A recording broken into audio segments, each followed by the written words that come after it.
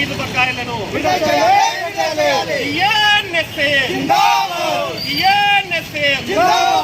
చేయాలి. రాష్ట్ర వ్యాప్తంగా పెండింగ్ లో ఉన్న ఫీజు బకాయిలను చేయాలి. రాష్ట్ర వ్యాప్తంగా పెండింగ్ లో ఉన్న ఫీజు బకాయిలను జోహార్ తెలంగాణ విద్యార్థి అమరవీరులకు.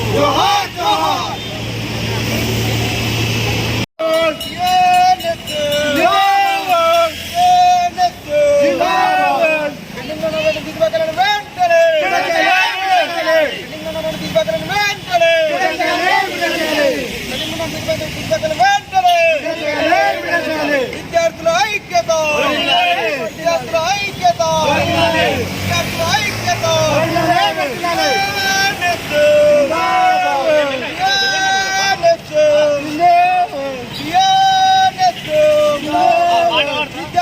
ఐక్యత.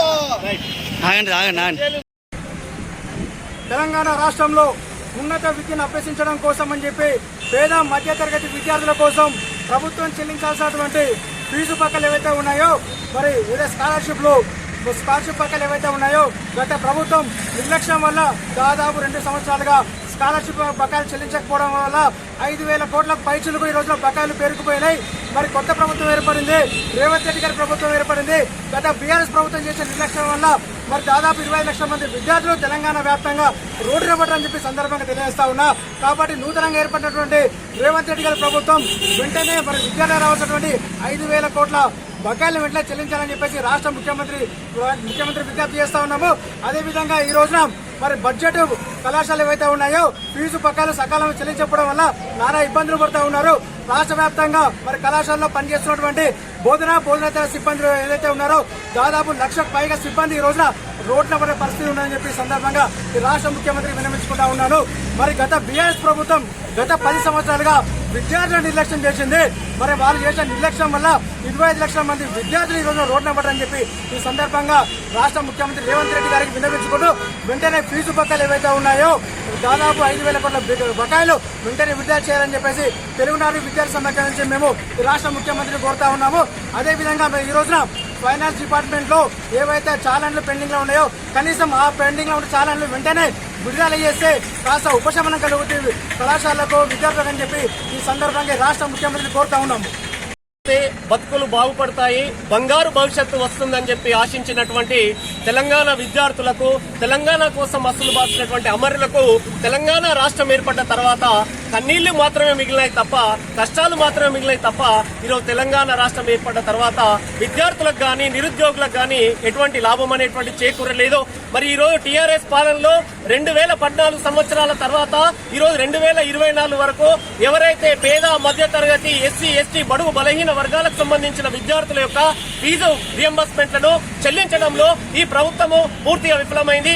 ఈ రోజు 1,00,000 కోట్ల కాళేశ్వరం పేరుతో ప్రజాధనాన్ని కాంట్రాక్టర్లకు దోచిపెట్టడంలో ఉన్నటువంటి శ్రద్ధ మరి ఈ రోజు వెనకాల ఈ రోజు కామారెడ్డి జిల్లా కేంద్రంలో 2,000 మంది విద్యార్థులు ఫీజు బకాయిలు రావడం లేదని చెప్పి రోడ్డుపైకి వచ్చేటువంటి పరిస్థితి వచ్చిందంటే ఆ యొక్క ఘనకార్యము, ఆ ఘనత కల్వకుంట్ల చంద్రశేఖర్ రావుకు ఈ రోజు బీఆర్ఎస్ పాలనకు మాత్రమే దక్కింది. ఏదైతే ప్రజలు నిరుద్యోగులు ఆశించినటువంటి బంగారు తెలంగాణ పేరుతో మోసం చేశారు కాబట్టి తెలంగాణ ప్రజలు ఇవాళ బీఆర్ఎస్ పార్టీకి తగినటువంటి గుణపాఠం చెప్పారు. ఈ రోజు మేము రాష్ట్ర ముఖ్యమంత్రి ఈ రోజు రేవంత్ రెడ్డి గారిని మేము ఈ రోజు విజ్ఞప్తి చేస్తా ఉన్నాం. గతంలో ఇదే జెండాలు పట్టుకొని ఇదే ప్లకార్డులు కట్టుకొని ఈ రోజు రేవంత్ రెడ్డి గారు చాలా జిల్లాలలో పెండింగ్ లో ఉన్న ఫీజు బకాయిలు చెల్లించాలని చెప్పి రేవంత్ రెడ్డి గారు ఈ రోజు ప్రతి దగ్గర కూడా ధర్నాల్లో పాల్గొన్నాడు. టీఎన్ఎస్ఎఫ్ టీడీపీ నాయకుడుగా ఉన్నప్పుడు కూడా ఇదే జెండాలు పట్టుకొని ఇలా రేవంత్ రెడ్డి గారు మాతో పాటుగా స్వయంగా ఉద్యమంలో కూడా రేవంత్ రెడ్డి గారు పాల్గొన్నారు.